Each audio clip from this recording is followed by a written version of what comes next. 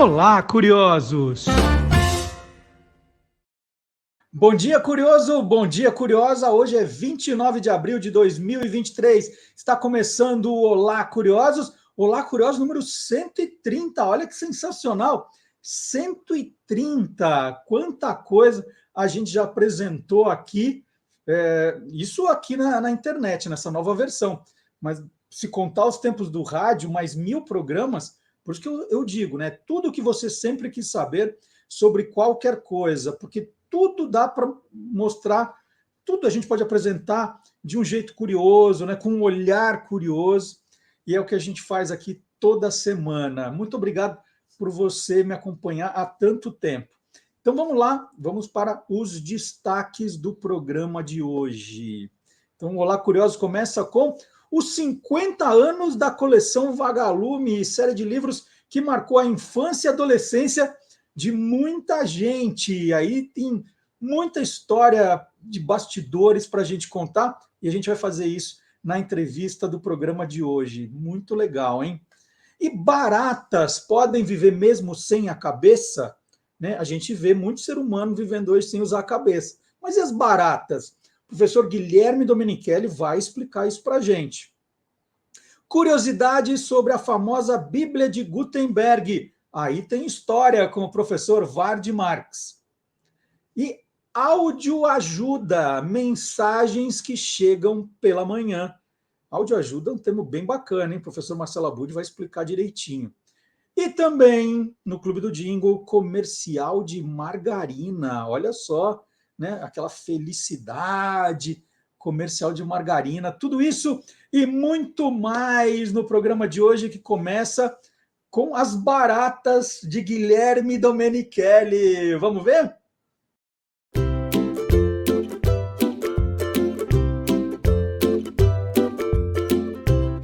Soltando os bichos, com Guilherme Domenichelli. Bom dia, Guilherme! Bom dia, Marcelo, tudo bem? Tudo bom? Guilherme, aquelas Ótimo. perguntas que toda hora a gente recebe, e tem muita gente que fala assim, será que é lenda? Será que não é? Né? Então, vou tirar dúvida com um especialista, no caso você.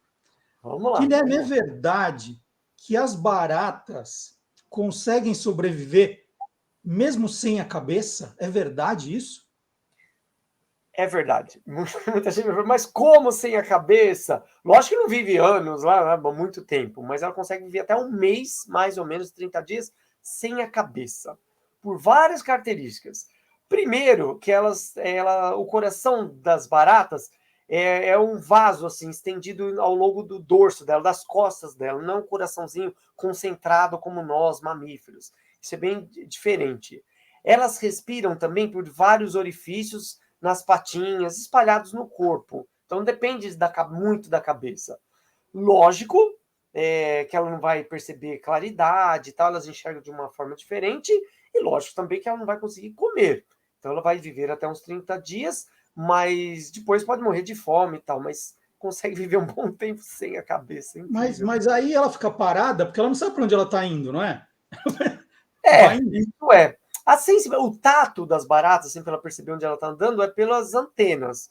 Se ela perder essas antenas, lógico que ela vai perder o seu tato, não vai conseguir se locomover direito. Mas ela pode andar ali encostado na parede, em frestas, assim, vai conseguir se locomover e tal. Pode não ir tão longe como iria normalmente, mas vai viver um tempinho aí sem a cabeça, consegue se virar. Olha só, e você falou, não come nada, né? É. Então, os 30 dias é o que ela, assim, se ela fez a última refeição, porque pode ser menos, porque ela perdeu a cabeça antes de ter jantado. Perdeu a cabeça. É isso. Aliás, as baratas comem de tudo, Marcelo. É isso que o pessoal fala. É verdade que barata come papel? É verdade. Então, se tiver barata em biblioteca, como eu tenho, você atrás e tal, e se tiver barata, ela pode comer papel, pode comer restos de comida, pode transmitir doenças, porque ela vai em galerias, esgotos, pode ir em esgoto, sei lá, lixo hospitalar, enfim, ela pode ser uma transmissora. Então, ela se alimenta de vários. Elas são muito adaptáveis, né? Tanto é que elas têm. Eu tenho uma barata aqui, posso pegar para mostrar? Tudo bem, a gente está longe. A gente está longe, pode sim. Primeiro, a barata está com cabeça, essa daqui, a Clotilde, que eu chamo ela. E ela é de estimação, mas não é a barata comum que o pessoal conhece. Eu vou pegar e vou explicando aqui, só um minutinho. Tá numa caixinha aqui, cadê a Clotilde? Na verdade, eu tenho uma caixa de baratas. Pera aí, gente, Uma caixa de baratas. É uma Muito caixa bem. de baratas de estimação. Só que essas baratas, peguei um. Ó, vamos ver se dá para mostrar. Só que dá para ver bem? Aí já aproveita e fico longe, ó. Dá para ver bem, Marcelo? Dá, né? Que barata é essa? Essa é uma espécie chamada barata de Madagascar, igual o desenho Madagascar, né, do filme. Madagascar, que é uma ilha lá no Oceano Índico. Opa, caiu no teclado. Caiu, perdeu a cabeça. Perdeu a cabeça e caiu. Ela, vem cá, fugiu. Ixi. Essa barata de Madagascar é diferente da de esgoto que eu falei agora, então cadê? Fica quieta aqui. Clotilde. Ó. Tá caindo aqui. Quieta. Você pega barata dessas de esgoto com essa naturalidade ou só a Clotilde? Não, e aliás, então, a barata, ela faz um barulho, dá para ouvir ou não? Não, dá. Será que o pessoal vai ouvir? Dá para ouvir. Dá pra ouvir? É o barulho da barata, ó, não sou eu que tô fazendo igual ventrílogo, não é? Porque essa barata de Madagascar é uma espécie diferente, ela não transmite doenças, diferentemente das outras que eu falei agora, não fica em galerias e tal. Na natureza, normalmente, ela fica no chão da floresta, come alimentos que caem na floresta, principalmente frutas. Então, aqui na minha casa, eu alimento essa e a Clotilde e outras amigas dela numa caixinha que eu tenho aqui, de baratas, porque eu utilizo bastante para as aulas, com os meus alunos e tal. Então, só com frutinhas, a raçãozinha e tal. Então, ela é bem limpinha. Não vão aí, pessoal, chegar em casa, eu vi o biólogo pegando na mão, acendo a luz da cozinha, apareceu uma barata, vou pegar também. Não, porque as que tem por aí em cidades podem transmitir doenças, essa não. Mas essa barata de Madagascar também, se perder a cabeça, ela sobrevive igual. Sobrevive. Tem muitas espécies de baratas e ela sobreviveria igual. Vou tentar virar ela aqui, fica quietinha. Ó, a cabeça dela tá por baixo dessa casca, que é o exoesqueleto que a gente chama. A cabecinha dela aqui mordendo o meu dedo. E as antenas que eu mencionei também, ó, elas estão na cabeça, então se ela perder a cabeça, vai perder as antenas, e as antenas funcionam como o tato delas. Então, elas sentirem onde estão andando. Então, sem cabeça, sem antena, vai ficar bem mais limitado ela aí. Ó, tá fazendo coceguinha tentando me morder aqui. Ô, Guilherme, algumas vezes, né, ao encontrar baratas não tão simpáticas quanto a Clotilde, né, você entra na cozinha, tal, e aparece lá uma barata, você dá uma chinelada nela, ela parece que não. Você dá uma bela chinelada e ela continua existindo. Esse corpo dela funciona como armadura também. Quantas chineladas tem que dar para você de fato matar uma barata? Depende da força. São animais invertebrados, né? Os insetos. E outros bichos também. Invertebrados é porque não tem ossos. Mas muitos deles, como a barata aqui, como aranhas e tal, eles têm o exoesqueleto, que a gente fala, um esqueleto externo, que é essa casquinha de quitina, que a gente chama, que parece invernizado, ó, brilhando, que é fora do corpo. E essa casquinha protege muito bem ela, esse exoesqueleto. E é bem durinho, assim, ela é bem crocante, vamos dizer. Se a gente bate no chinelo com força, e essa casca, esse exoesqueleto vai proteger. Se for com muita força, pisando, lógico que quebra isso aqui e acaba matando o bichinho. Mas é para isso mesmo, o exoesqueleto é para proteção. E alguma parte dela se regenera ou como a cabeça? Perdeu e acabou? Não tem jeito. Perdeu, ela não vai conseguir, não nasce outra. É diferente de alguns bichos. Por exemplo, lagartos, lagartixas podem perder a pontinha da cauda, ele solta sozinho, na verdade, a cauda e nasce novamente, né? Mas em barato, se ela perder a cabeça, não vai nascer outra, não tem jeito. Mas a patinha, se ela perde a patinha, aparece outra. Não, também não. Também Ela não, é diferente. Tem bichos que conseguem isso, mas ela não. Tá. E debaixo d'água, essas baratas resistem à água também?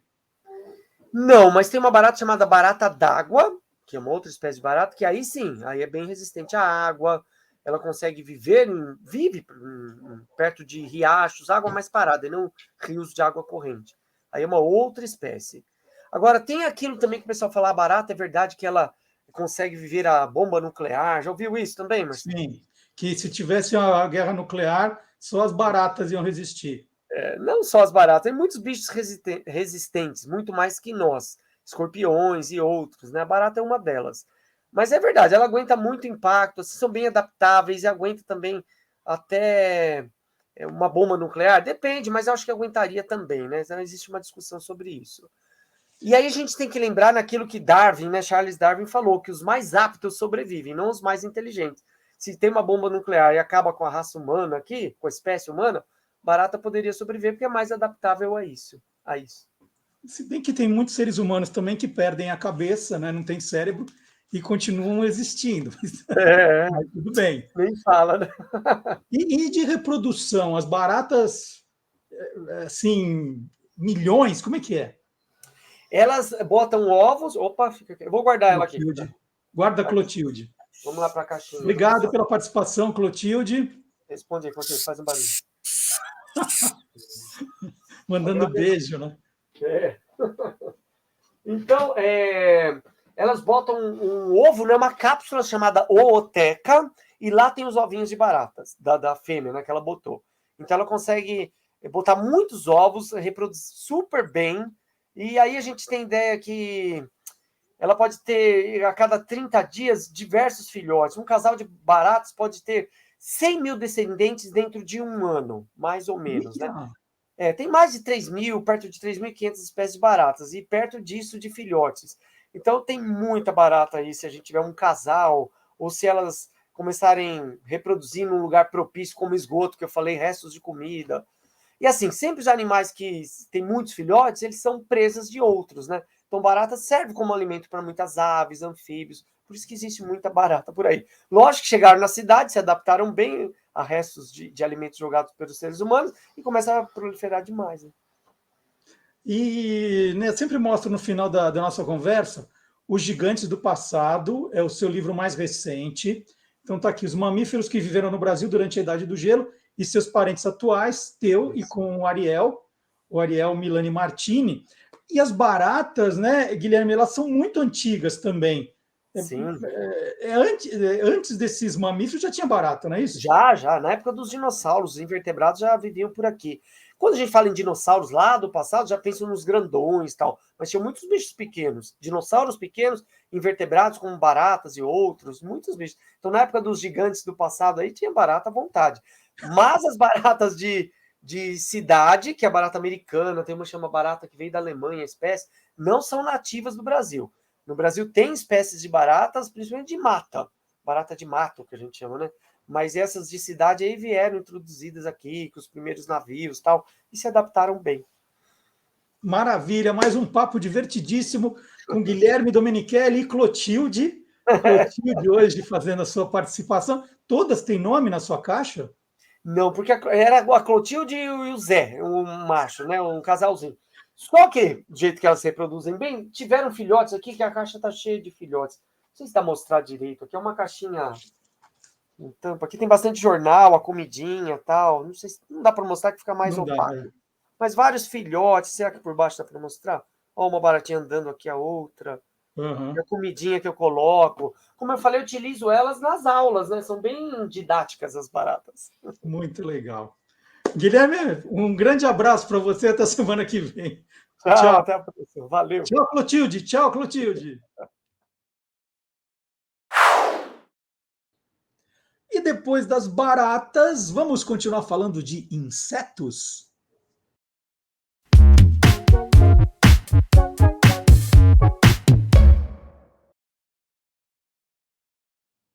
A Vagalume, a mais famosa coleção de romances juvenis do país, está completando 50 anos agora em 2023.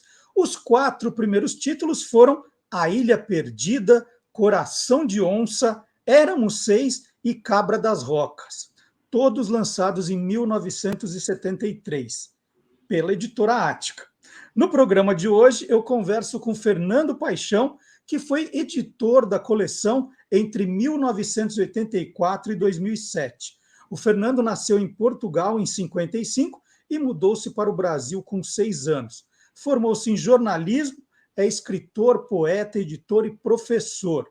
Ganhador também de prêmios como o Jabuti e o APCA. Eu não encontro o Fernando há 20 anos, mais ou menos, pelas minhas contas. É um prazer enorme ter você aqui no programa hoje. Fernando, bom dia. Bom dia, Marcelo. O prazer é todo meu e por reencontrá-lo, por falar aí de um assunto que me é caro, né, o meu passado, e, enfim, como eu te disse agora há pouco, você mexeu um pouco no lado do meu coração. Você é culpado por isso. Fernando, há 2 anos, o programa entrevistou o Jiro Takahashi, foi seu mestre e antecessor ali na editora Ática da coleção Vagalume. E um comentário dele que eu gravei foi assim: ele falou com muito carinho de você e falou que você tem uma história muito bonita dentro da editora Ática, que você começou como office boy lá dentro. Conta essa história, como foi seu começo na editora Ática? Bom, é verdade. Justamente eu entrei na editora Ática com 16 para 17 anos de idade, em 1972, filho de imigrantes pobres portugueses que vieram no final dos anos 50 e 60 para o Brasil. Eu vim com a minha mãe, eu tinha 6 anos de idade, meu irmão 13, e na periferia aqui de São Paulo, e adolescente, enfim, calhou de eu entrar na editora Ática para ser office boy.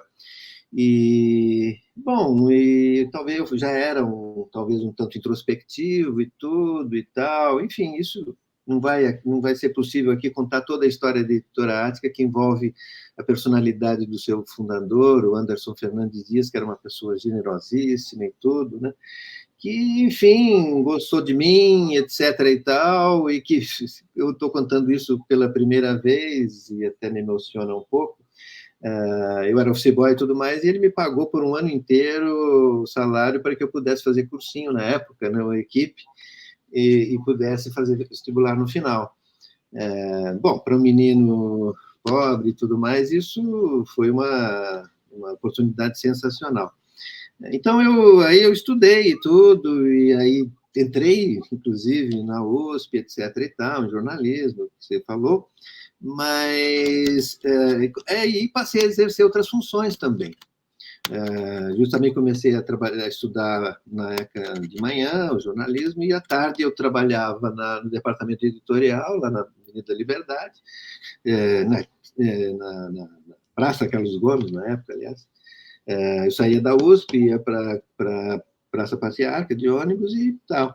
Então, foi um período também que eu fiz teatro amador, que foi um aspecto muito, muito importante na minha formação. Então, isso coincidiu muito. O que isso tem a ver com a Vagalume, né? A Vagalume, como você falou, 1973, é um ano depois, né?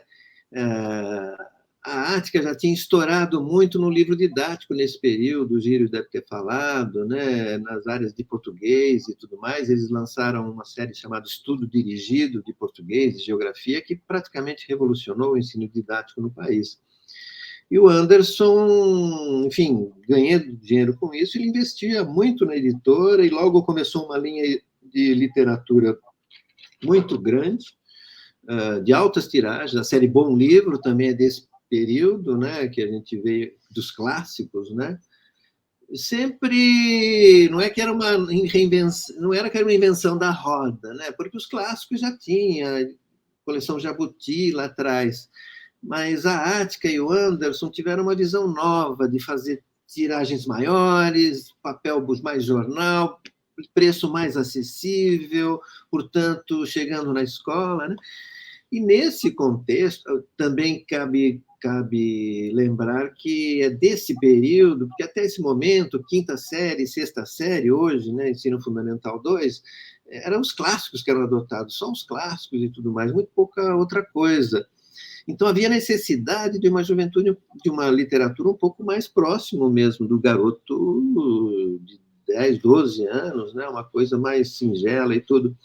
E a Vagalume foi nesse sentido, a intenção foi um pouco nessa direção. Tanto é que foi lançada Bom Livro, deu super certo, eram os clássicos e tudo mais, e em contraponto a isso, o Giro deve ter falado que a editora fez um concurso interno para dar título à coleção, que não tinha nome, aí parece que o nome que ganhou era Pirilampo, mas coleção Pirilampo. Então, criaram o nome Vagalume, porque a ideia já era criar o Vagalumezinho como personagem, que entrava na orelha primeira, né?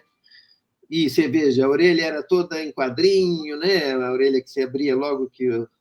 Estou falando isso, estamos falando dos anos 70, que não havia internet. Vamos lembrar o nosso público, né? Que estamos no século passado, né? E que Fernando, essas coisas que hoje não tem a mínima importância, na época era uma graça, sabe? Dava uma dinâmica, e no ambiente escolar, aquele quadrinho assim, leve, solto, informal, né? O menino, o vagalume falando com o menino, falando com o professor, né? Oi, vem ler essa história e tal. Enfim, essa embalagem toda da Vagalume, certamente, que foi concebida, a embalagem toda foi concebida pelo Giro, pelo Granville também, que estava no departamento editorial na época. Eu estava mais por baixo nesse momento e tudo, né? Não participava das grandes decisões, eu trabalhava mais na redação e no começo mais editorial, mas... Então, para falar um pouco desse momento, o que eu diria é isso, assim, foi um projeto muito, muito acalentado, né? A Lúcia Miguel Pereira também, né? E depois eu queria fazer algumas considerações sobre o andamento da coleção, os tipos de textos que foram surgindo ao longo dos anos todos, né? Porque 50 anos realmente é muito tempo, nem eu não tinha me dado conta. já estou com um monte de pergunta para você aqui, porque você vai contando e as minhas curiosidades vão brotando, né? Quando foi escolhido o nome Vagalume, isso foi um concurso interno para todos os funcionários. Você colocou alguma ideia sua ali no concurso? Olha, eu te juro que eu não me lembro. Eu acho que sim, porque eu já era metido a poetinha nessa época. Muito provavelmente sim, mas eu não creio que tenha sido eu, porque, pela essa história que eu soube depois, né, de que ganhou o Pirilampo e passou a Vagalume, eu não, para falar a verdade, mal tinha talvez a noção da ideia de Pirilampo. Então, não acredito que não. Mas, na sequência, um pouco depois, e mesmo participando um pouco e tal, eu ajudei um pouco, mas o mérito todo, assim, inicial, pontapé, a concepção, esse sentido de oportunidade editorial, né, que é muito importante, você sabe, como editor, né, foi do Giro e desse Anderson, que era um homem formado em medicina, enfim, vindo de outra área e tudo, mas generoso, como acabei de demonstrar, e reinvestindo muito na editora, e que também, em 10 anos, fez a maior editora do Brasil. Uma coisa impressionante. Ele funda em 65, e em 75 ele tem na mão uma editora potentosa. Fernando, você estava falando dos clássicos, né, e da Vagalume. Mas a Vagalume, ela no começo, ela foi bebê de obras já consagradas que tinham sido lançadas ali nos anos 30, 40, 50. Era isso mesmo, não era procurar novos autores, novos textos, era pegar obras, eu não sei, esquecidas, que não estavam sendo publicadas. Como foi essa questão no começo? Eu acho que quem pode responder com mais precisão é o Giro, mas eu acho que já eram obras mais ou menos testadas no mercado. Se você pensar na Maria José Dupré, na Ilha Perdida, e mesmo na coleção Cachorrinho Samba, elas já vinham fazendo sucesso desde a editora Saraiva, lá atrás. Uhum. A Maria José Dupré, ela está ligada ao mundo editorial desde os anos 50 com a Brasiliense. Ela era casada com o sócio do Caio Prado, enfim. Era uma mulher descoberta pelo Monteiro Lobato, enfim. Então, eu tenho a impressão que isso foi também uma sagacidade pelo fato de que já eram obras testadas, que já tinham, de certo modo, agradado ao leitor, mas a Saraiva já estava mais na obscuridade, né? Sem fôlego, e a Ática justamente nacional também. A Ática veio a ocupar esse espaço de editoras que estavam perdendo o time, a contemporaneidade do livro, tanto do livro didático quanto desse livro acessório, né? É importante lembrar que o livro didático é sazonal, ele vende só no começo do ano. E o livro não literário ele era continuado, então isso também era interessante, além de ser um componente do financeiro, né? Que sempre foi um pouco desprezado pela maior parte das editoras didáticas, né? Sempre foi o primo pobre, tudo, em todos os períodos, mas esse período talvez tenha sido áureo, né? Pelas tiragens, pela ousadia, porque eram poucos players também, né? Eram poucas editoras, porque necessitava de investimento, enfim. Mas voltemos a Vagalume. Tá, continuemos, Vagalume. Faça outras perguntas aí sobre o tema, Vagalume. Quando é que, de fato, você sai desse papel secundário e começa a trabalhar efetivamente com a Vagalume, Fernando? É muito claro isso quando o Jiro Takahashi é convidado para ir para a editora Nova Fronteira, que, se você bem lembrar, era talvez uma das maiores editoras, a maior editora literária do Brasil, né? Publicava Thomas Mann, e, enfim, autores importantíssimos brasileiros, fundada pelo Carlos Lacerda, enfim. Foi logo após a morte de alguém, enfim, ele foi convidado, assim, um jovem editor, na época ele tinha, acho que não tinha 40 anos, o Giro, não sei que idade ele teria. Então foi uma oportunidade, ele teve uma conversa com o Anderson muito séria e tudo, e tal, não sei o quê, e ele decidiu ir, né? E nessa ida dele para a Nova Fronteira, ele seguiu um caminho muito próprio, então houve um vácuo ali. E eu, na verdade, a minha trajetória na editora em si, resumidamente, foi office boy em 72 para 73, em 74 eu me ausentei para fazer o curso estudar, em 75 eu voltei para a editora, meio período, já trabalhando de copydesk básico, assim, né, mas em livro didático, corrigindo suplementos de trabalho, essas coisas, e que me deu muita experiência. E depois eu passei para assessoria de imprensa, em 79, quando eu terminei jornalismo. Quando eu terminei jornalismo, aí eu fui para assessoria de imprensa. Foi legal, foi um período ótimo, porque justamente com o Giro e tudo mais, ele estava lançando aquela coleção autores brasileiros, que era de contistas, maravilhosa. Sobre essa coleção também vale a pena fazer um programa e tudo mais. E, enfim, me perdi. Então, aí, em 84, o Giro se ausenta, o Anderson gostava de mim e tudo, eu tinha ideias, também literatura era uma coisa apaixonante para mim, eu sempre fui muito voraz nisso, né? Eu não tive formação em casa, mas a partir da descoberta e que foi na escola, na verdade, né?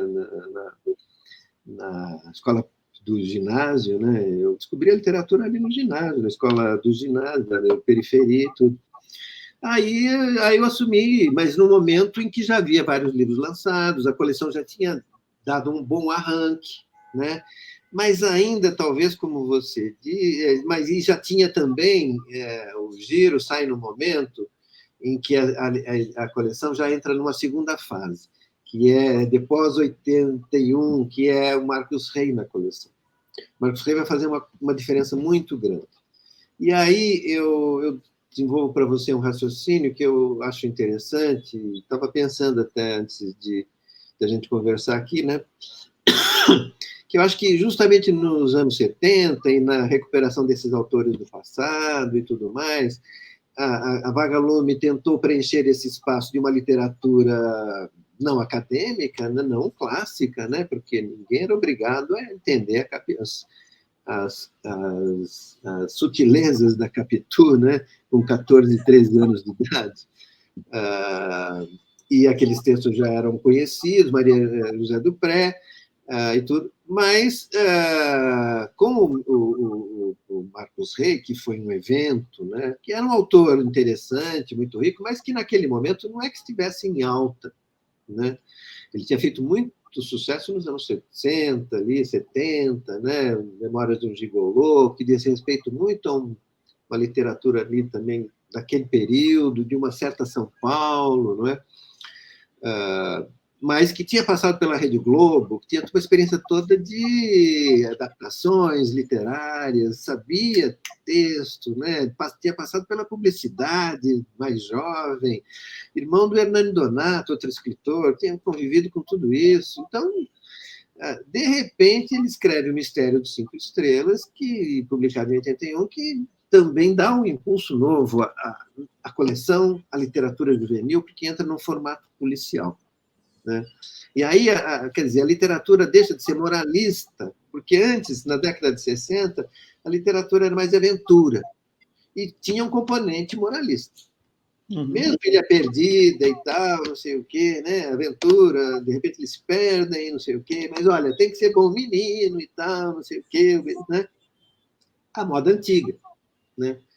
Ora, Mistério de Cinco Estrelas é uma recuperação do Edgar Allan Poe, né? Da história de inteligência, né?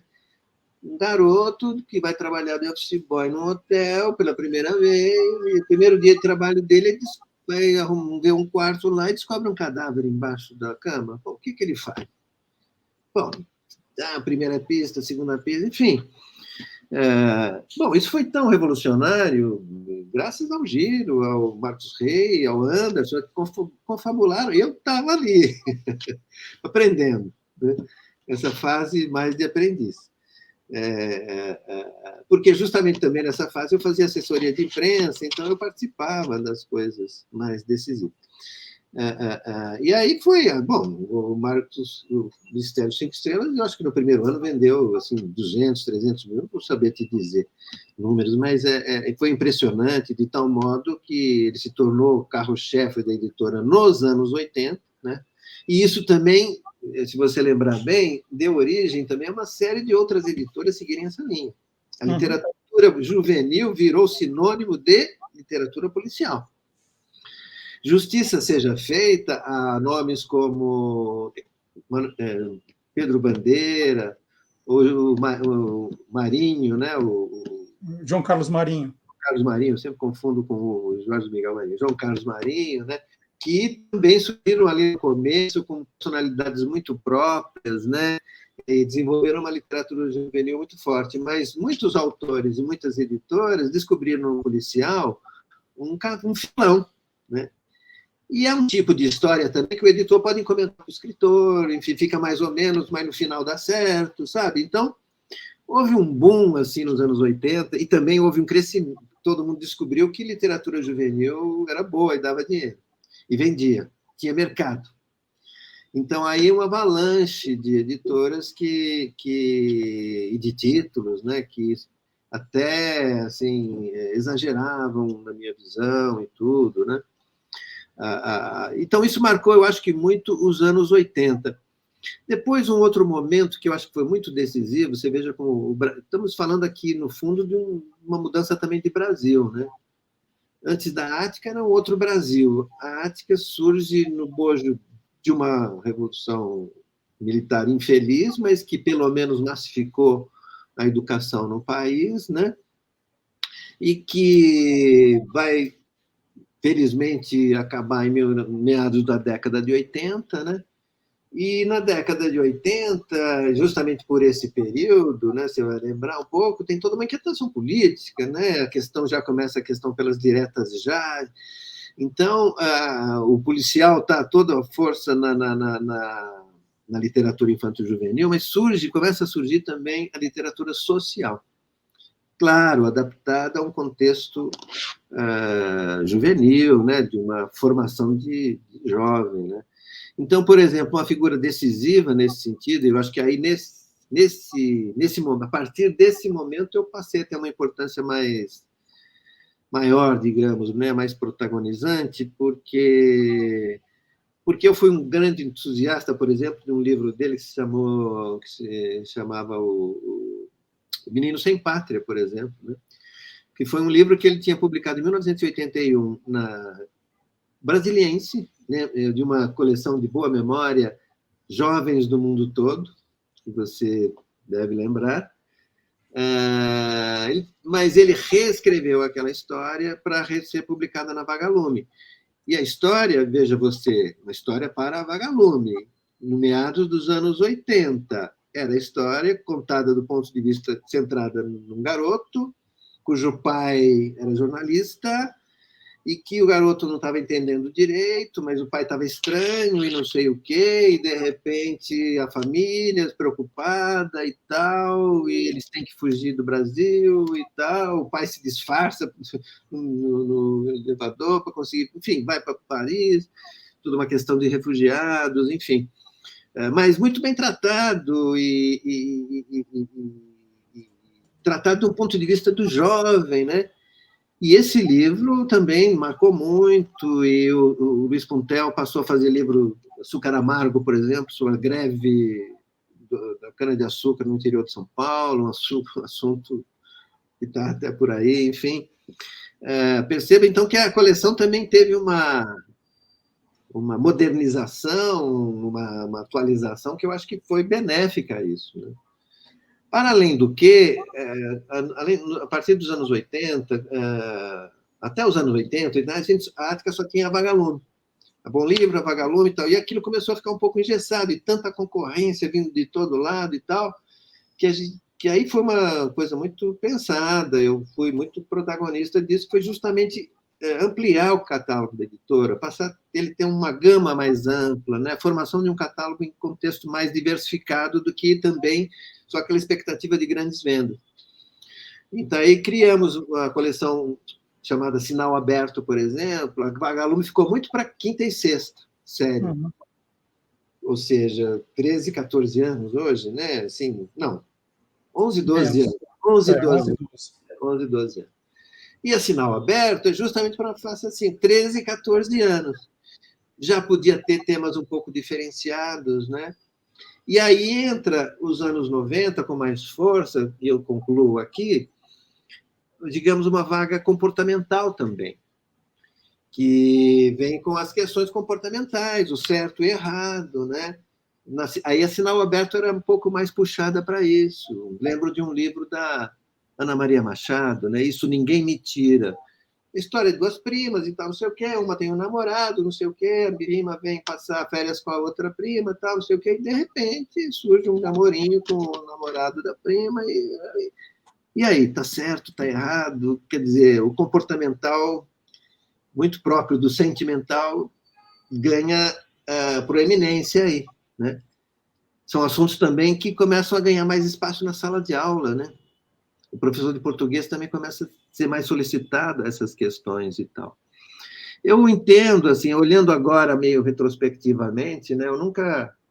Já falei algumas vezes sobre isso e tudo, mas eu consigo ver, para além de um evento pessoal, né, meu, biográfico, né, ao qual eu sou muito grato, para além de um evento também de uma editora, né, que foi proeminente, que teve a coragem de reinvestir muito, que valorizou talentos que era altamente desorganizada, enfim, mas com uma sacação do momento muito grande.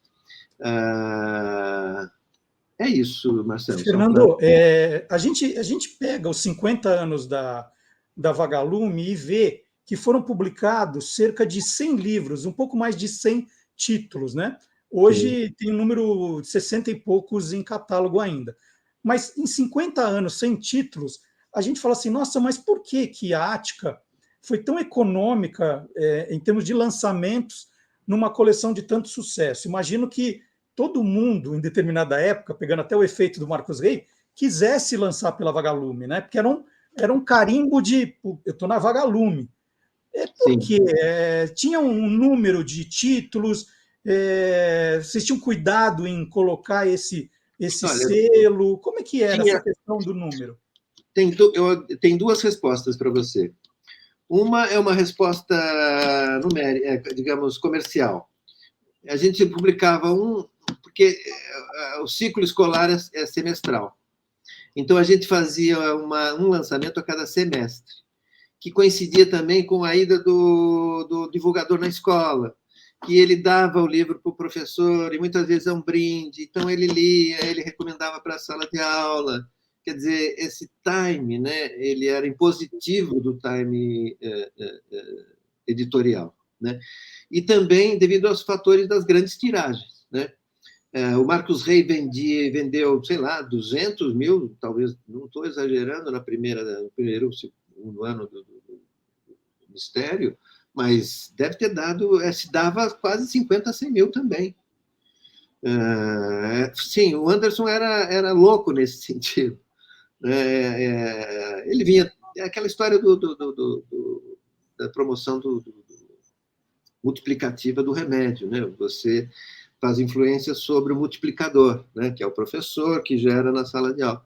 Ele levou esse modelo de promoção ao limite e ganhou, faturou muito com isso. E a literatura era também um agrado, né? Um creme nesse contexto todo e uma diferença, muitas vezes, com as outras editoras.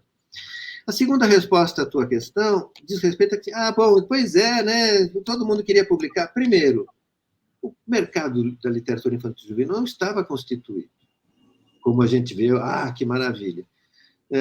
A coleção Jovens do Mundo Todo era quase uma ilha na edição brasileira, mais arrojadamente. Você tinha as coleções mais tradicionais, né, de editoras já um pouco decadentes, num modelo um pouco antigo, né? E a editora conseguiu fazer, eu acho que essa transição. Então, diante do novo modelo, não surgiam originais assim fáceis. Muitos, e a gente, você sabe, né?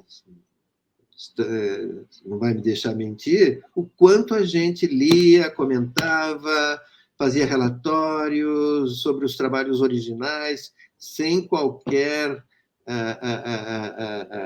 direito de propriedade. Quer dizer, o resultado final é do autor, ponto final, mas a gente é interlocutor do autor, né? Um sparring do resultado final. Então, e a gente levava isso muito, muito a sério. Não era eu, não, era uma equipe. Que você conhece, a Carmen era uma pessoa essencial nesse trabalho todo, né, da literatura infantil juvenil, a Cláudia Morales, que trabalhou com também muito tempo e tudo. Enfim, é um trabalho de equipe, né, nesse sentido. Então, eu acho que depois, muitos autores reclamando da literatura adulta, não sei o quê, e vendo o Marcos Rey vendendo centenas de exemplares, de milhares de exemplares e tudo mais, é claro, correram e tudo mais, as editoras também correram. Aí você teve um processo quantitativo também, que não necessariamente foi qualitativo, né? Alguns ficaram, outros não, mas o fato é que o que me surpreende um pouco na literatura brasileira é justamente o quão pouco mudou o cânon da literatura brasileira da segunda metade do século para cá. Quer dizer, continua sendo as 5 ou 6 ou 10 figuras emblemáticas que eram nos anos 80, 90, continuam sendo 2020? Não sei, eu não estou acompanhando, mas é uma questão a pensar, não sei.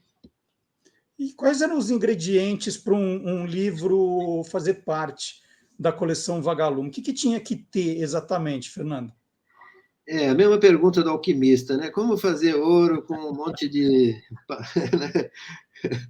A questão do suspense. Eu acho que a literatura juvenil, assim, ela não é uma literatura tão ingênua quanto muitas vezes as pessoas costumam pensar, né? Até muitos escritores e tal. A questão do suspense, a questão do ponto de vista do jovem, né? Porque eu vou desenvolver aqui uma coisa também que eu costumo falar às vezes em algumas palestras e tudo, porque eu acho que é importante aqui ressaltar, já que a gente está nessa oportunidade. Eu entendo a literatura infantil, para começar, ela é da ordem da imaginação. Quer dizer, até os 9 anos ali da alfabetização, em que todo um aprendizado das palavras, né, da sintaxe, que é um aprendizado maravilhoso e complexo, né? Tudo é possível, né? Um cavalo ter asas e tudo, uma galinha falar, né? Enfim, tudo é possível, porque a ordem das matérias ainda não está definida, né? Dos afetos não está definido e tal. Então, é um mundo muito próprio, né? Mas o mundo, vamos dizer, da puberdade e da adolescência guarda uma questão muito, muito própria, muito desse momento da vida, em que a criança não é mais criança, não se sente mais criança, e também já começou a perceber que o mundo adulto, vamos ser claro, é uma merda. Faz de conta que é, mas faz de conta que é de um jeito, mas não é, né?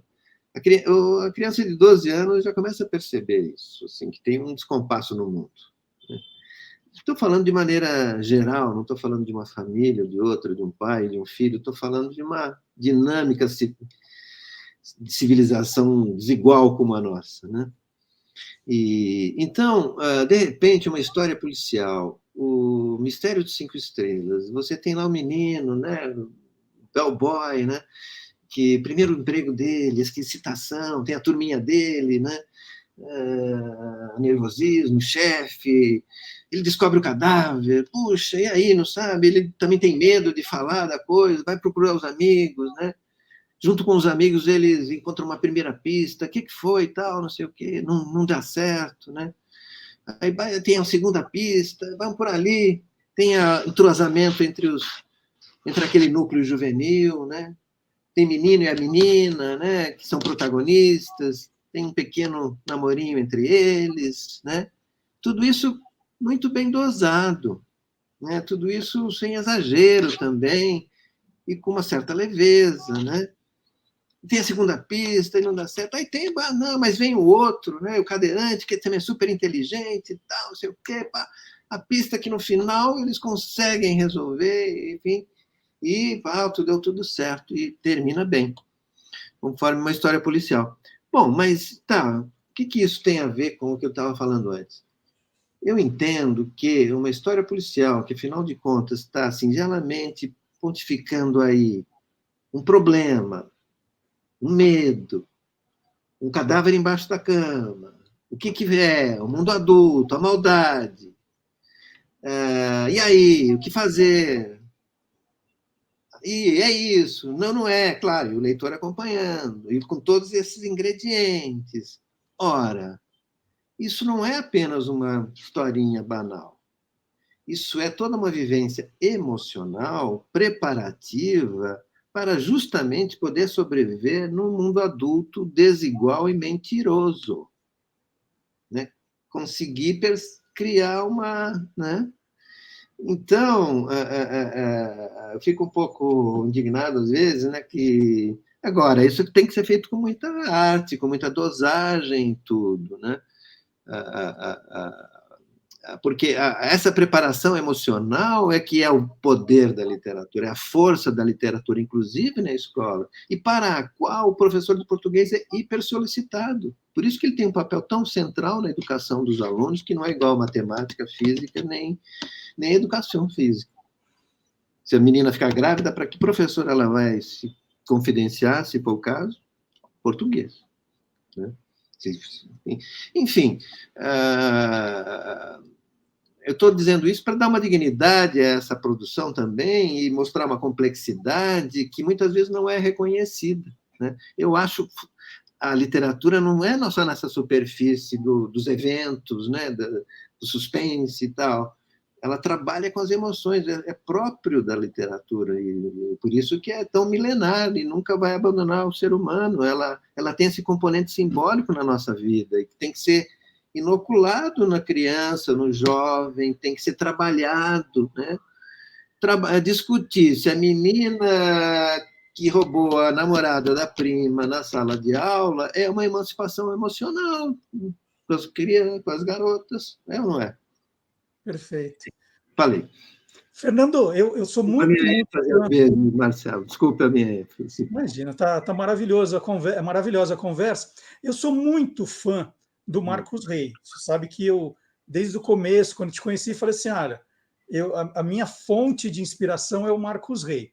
E aí eu li a biografia do Marcos Rey, Uma Audição e Glória, que é assinada pelo Carlos Maranhão, que foi também um dos meus professores de jornalismo.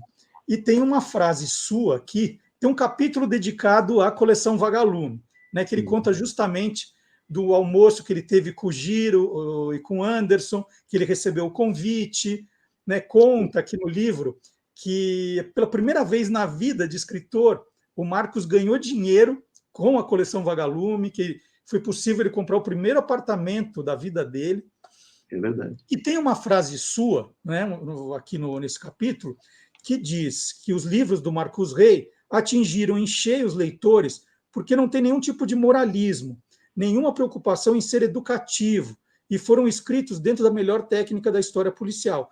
Da história policial você falou agora.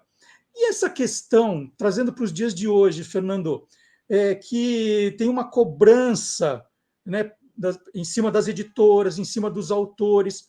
A gente passou 4 anos de um governo que combatia, né, tudo isso que você está dizendo aqui. Inclusive, eu fui numa biblioteca e a bibliotecária teve que tirar da prateleira o Meninos Sem Pátria, Menino Sem Pátria de Luiz Puntel, que você citou, porque um pai foi reclamar para a diretora. Isso sai na imprensa, né? Então, como que você olha hoje, né? O Marcos Rey seria um desses autores que, se a gente fosse pegar o que está acontecendo hoje nos Estados Unidos, na Inglaterra, iam querer reescrever os livros dele?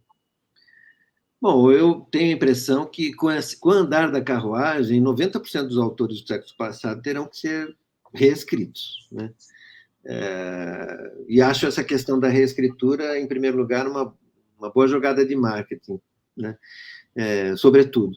Mas, com respeito a todas as questões que estão envolvidas aí, mas a gente sabe que, enfim, isso é uma outra discussão.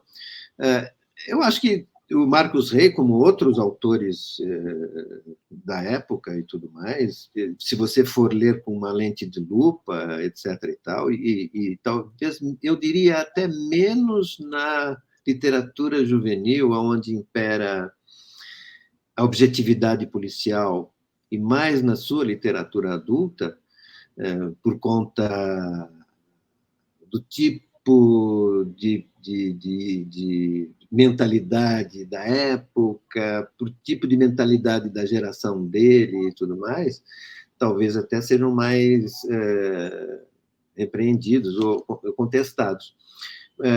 Mas eu acho que eu particularmente, claro, ninguém está aqui defendendo a manutenção de qualquer coisa ligada a preconceito, a desvalorização de uma coisa, de uma qualidade ou de outra. Mas a questão, volto a uma questão da literatura, né? De que a visão de que a literatura tem que passar uma mensagem, né? De que a literatura tem que dar um conteúdo. Ora, essa associação de arte com mensagem, essa associação de arte com algo moral, né? Porque mensagem é algo moral, né? Não ser racista também é uma ênfase muito moral, né? Tanto quanto o ser racista também é, né? Enfim, não há diferenças aí no caso. Mas eu acho que tende a ser um tanto exagerado, porque a gente vai completamente ao poder da imaginação. Literatura não é realidade. Literatura é imaginação. Vou exagerar, extrapolar aqui. Marquês de Sade, que é o maior pornógrafo do mundo, minha esposa é especialista nisso, e fez as maiores diatribes, escreveu as maiores loucuras do mundo. Aquilo é tudo imaginação, aquilo não pode ser pensado como realidade, aquilo é todo um jogo imaginativo, né? Então, quer dizer que eu não posso escrever um romance abordando a perspectiva mental de um assassino? Pode ser interessante, pode ser até uma boa jogada de marketing, pode servir as duas coisas. É proibido? você não pode dizer que, do ponto de vista da literatura, nada é proibido. Né? A literatura tem que acreditar no poder de discernimento do seu leitor e não oferecer a ele já o prato feito, que é isso. Quer dizer, e quando se... Assim, a história da regulação de conteúdos, mesmo na escola, começa ali nos anos 90, com os chamados parâmetros curriculares, né? Que já eram muito indicativos do bom comportamento, das boas ideias e tal. Havia ali uma boa intenção com isso, não vou dizer que não, e ajudou até em alguns aspectos. Mas quando isso vira norma, quando todas as editoras passaram a ter aquilo não como uma sugestão, como uma regra, a fazer tudo de acordo com aquilo, então aí a coisa vira... está errada. Está errado. Né? Então, eu acho que tem que... A gente está vivendo uma vaga um pouco de exagero, que vai exagerar mais ainda. A gente vai ter ainda muita gente atacada e talvez injustamente, né? Talvez, né? E depois virar uma vaga nova de, bom, não é bem assim, não dá para botar tudo no mesmo saco, né? Assim, porque senão a gente perde a noção o senso de medida, né? Fernando, e voltando às comemorações dos 50 anos da Vagalume, é daquelas perguntas muito chatas que a gente faz para o entrevistado, se você tivesse que indicar um livro, um dos 106 publicados, e você já falou do Luiz Puntel e do Marcos Rey, vamos ver se a gente sai dos dois. Ele falou assim, Fernando, me diz um livro para eu ler da coleção Vagalume, qual que você me indicaria? Para justamente sair um pouco dessa contemporaneidade tão cheia de conteúdos que que você lembrou agora há pouco. A Lúcia Machado de Almeida, com o tal do xisto, né? Ela oferece um poder de imaginação assim e de ir para outros mundos e justamente de trabalhar valores simbólicos e tal, que eu não sei, é uma pergunta, mas tem um brilho eu acho que ainda essas histórias, que eu me pergunto se ainda resistem. Eu não estou dizendo que resistam. Eu faço um convite aos leitores. Será que ainda resistem os livros da Lúcia Machado de Almeida para uma jovem, uma criança de 10 anos de idade hoje? Não sei. Mas eu recomendo sim, porque quanto à literatura, quanto a uma obra construída com muito talento e ofício, eu a conheci, tive muito boa relação com ela. Ela vem de uma família de escritores importantes, como você sabe, né? E teve uma trajetória muito, muito rica e dedicada ao Brasil. Então, e ao mesmo tempo as crianças, ela foi pioneira na literatura infantil escapista, vamos assim dizer, de qualidade no Brasil. E ao longo desse tempo todo que você trabalhou na editora Ática, e eu estou sempre restringindo para a coleção Vagalume, porque é o tema principal da nossa entrevista. Tem alguma história desses encontros com autores que tenha te marcado? Uma conversa, uma dedicatória que alguém te fez? Alguma coisa que foi muito marcante, que é daquilo que, quando você lembra, você se emociona, Fernando? Olha, não é só um livro, não. Eu me emociono com algumas pessoas que eu acho que, de alguma maneira, eu ajudei, vamos assim dizer, a crescer no momento daquele claro escuro, você não sabe se vai dar certo, se não vai, né? E também de ter chamado pessoas que eram de outra área, mas que, por eu gostar de texto, porque eu sabia que eram boa gente, eu chamei para fazer literatura juvenil. Bom, o Marçal Aquino surgiu lá na editora, enfim, Fernando Portela me indicou e tudo, e a história que você sabe, tudo, Mistério da Rua 15 e tal. Você também, de alguma maneira, foi o Galdino, Aquino, né, que te indicou, ou não estou enganado? Não, eu que mandei uma carta para lá mesmo. Fui cara de pau suficiente. E nós respondemos e tudo mais. Sim, Que legal. Bom ponto para nós, então. Eu também na Vagalume, vamos assim dizer, eu incorporei o trabalho logo depois dos anos 80, eu trabalhei com o Barcos de Papel, eu gosto muito desse livro, que é um livro singelinho, rapaz.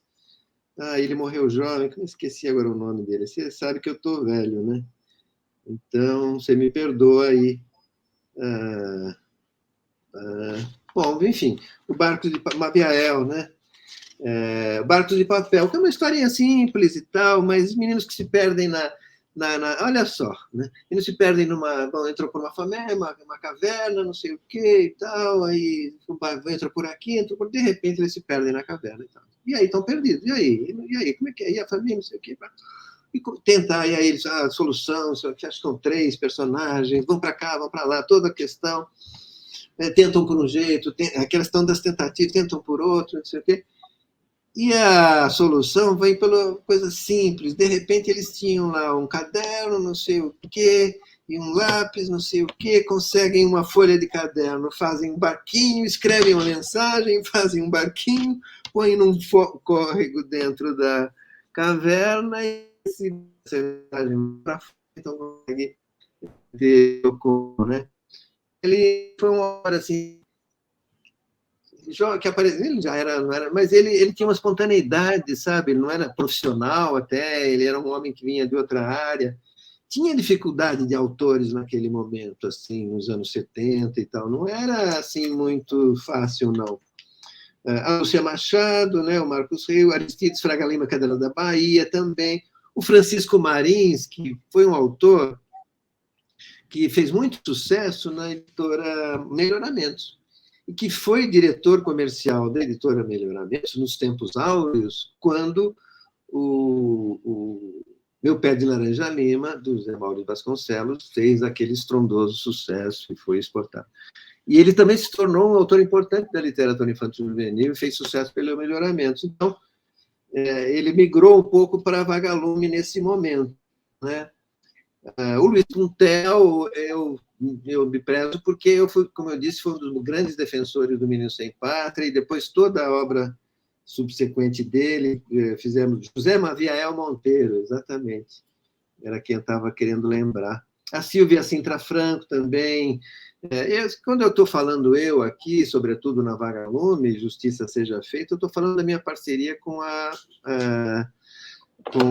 Carmen Lúcia, né, que você conhece, com a Carmen Lúcia Campos, que, enfim, era meu braço direito nesse sentido, e ela pegava muito mais coisas e tinha detalhismos e tudo mais que nos relatórios dela do que eu. Então, a gente fazia uma dupla muito implacável com os autores, e você acho que deve ter sido testemunha disso, né? E também eu, na Sinal Aberto e tudo mais, aí eu chamei o Frei Beto, que fez livros também super legais já no plano do social, Ricardo Couto, o autor do Câmara Lenta lá, o Renato Tapajós.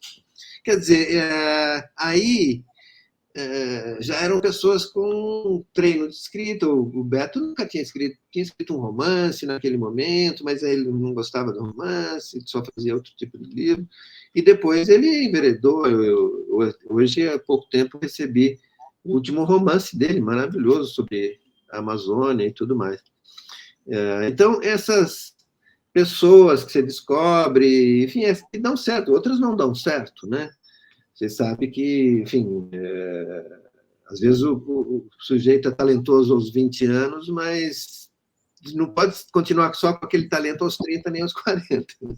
Uhum. O talento tem que se desenvolver. Então, e o mundo editorial é implacável, né? Como você bem sabe.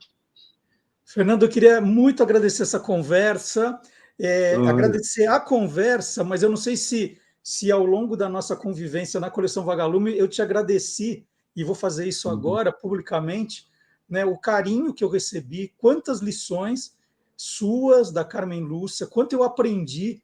Eu sempre encontro a Carmen e digo para ela, né, falei assim, Carmen, você e o Fernando são responsáveis também por eu não ter desistido, por quase desistir e por não ter desistido, porque de fato vocês eram implacáveis nas opiniões, nas críticas, nas sugestões, Quando eu entreguei a primeira versão do meu primeiro romance, falei, eu não sei fazer isso, não adianta.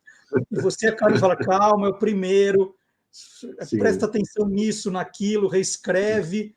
E aí eu fiquei muito feliz com o resultado. E vou até te contar uma história, porque o meu primeiro livro, O Jogo Sujo, que eu chamava de O Mistério do Camisa 9, quando eu entreguei para vocês, e era de um jogador de vôlei. E você e a Carmen falaram assim, puxa, a gente acabou de publicar um livro do Raul Driunik, que é de vôlei. Você não mudaria para futebol? Eu falei, opa, é para já. E aí eu acho que foi você que deu o nome Jogo Sujo, e recentemente uma pessoa que trabalha comigo, ela leu o Jogo Sujo e falou, nossa, é o seu melhor livro. Eu falei, puxa vida, quer dizer que eu só piorei de lá para cá? Oh, que bom! Não, mas isso mostra o seu talento, seu afinco, a sua humildade também, né, Marcelo? Seja dito isso, o que eu disse antes, a sua perseverança. Você não se combaliu com uma primeira opinião. E olha, meu querido, Marcos Rey, a gente fazia isso com o Marcos Rey, com o maior carinho e tal, e ele nos recebia muito, já tinha respeito, nos conhecia e tudo, né? O Marcílio Clear, eu desenvolvi com a Carmen, mas, enfim, eu tive uma coleção de todos os clássicos. Puxa, eram autores assim que assim, só aprendemos com eles. Enfim, realmente fico muito contente, viu, Marcelo, com esse seu depoimento, fico muito alegre. Já não tinha me dado conta que estava cinquentenária a coleção. Eu me sinto assim, eu sinto, na verdade, sabe aquele pai que, na verdade, cuidou um pouco do filho dos outros, quer dizer, o filho é do Giro, né, do Granville, do Anderson, né, e eu peguei ali fã, né, depois da verdade na frente, eu cuidei, mas se não fosse aquela infância bem gerida ali, dos anos 70, né, não só da Vagalume, da editora e tudo, e que foi para mim uma escola essencial.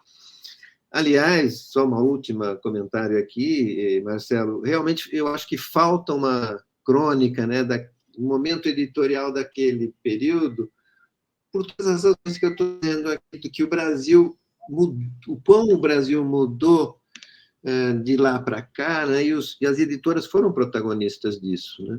Editoras que, como eu acabei de dizer, pela Ática, mas a Moderna também fazia isso, a FTB também fazia isso, e despejaram milhões de livros pelas escolas a custo zero, de qualidade, não era tudo igual, não era tudo maravilhoso, mas, olha, numa coisa média, custo zero, coisa que o governo até a década de 90 não fazia. Enfim, fruto de protagonismo de algumas pessoas, o Feltri, na da Moderna, que também foi uma figura importante nesse sentido. Precisaria realmente que esse seu trabalho com a Vagalume seja e continue com as outras ideias. Obrigado, então, Fernando. Um abração. Tchau, tchau. Tchau, tchau. Bom, eu queria também, então, fazer o meu comercial aqui, falar um pouquinho da minha história da coleção Vagalume.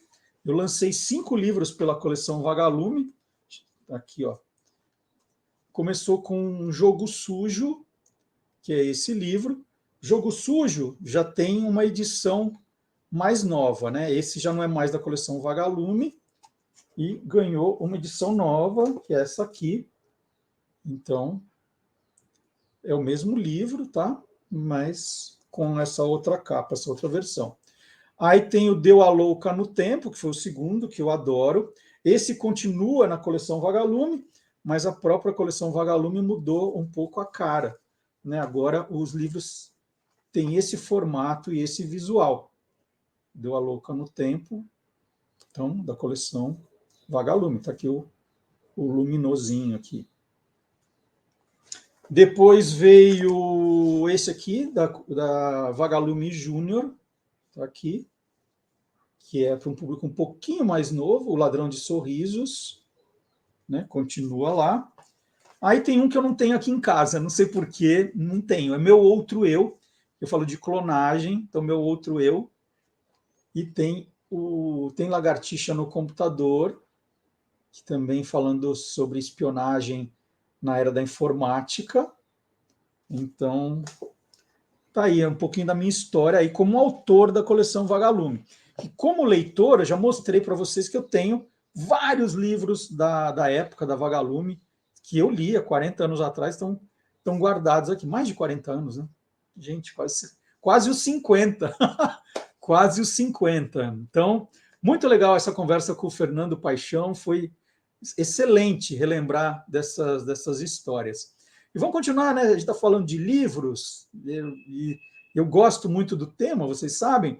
Vamos falar sobre isso também com o professor Vardy Marx.